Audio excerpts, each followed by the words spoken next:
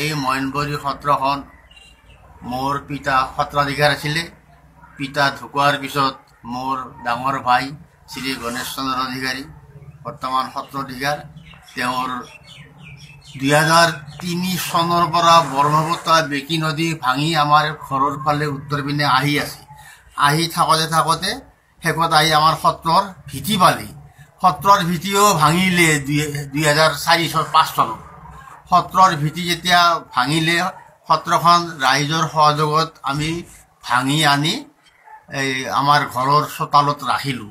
তাৰপিছত নেক্সট দিন সৰ্বক ৰহাৰ মানুহ মাতি পেলাই নাম কীৰ্তন মাতি নিয়ম নীতিৰ মাজেৰে সত্ৰখন সৰ্বক চন্তাপাৰালৈকে আমি লৈ গ'লোঁ।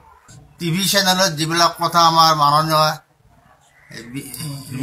বিত্তমন্ত্ৰী গড়কাপ্তানি মন্ত্ৰী হেমন্ত বিশ্ব ডাঙৰীয়াই যিটো কথা কৈ আছে সেইটো কথা আমি আজিলৈকে আমি সেনেকুৱা কথা কেতিয়াও শুনা নাই।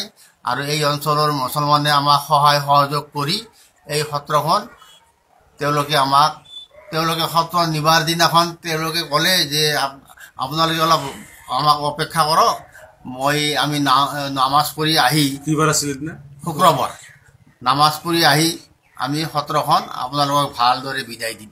তেওঁলোকে নামাজ পঢ়ি আহি মানুহবিলাকে শুকুৱাই কান্দিব ধৰিলে।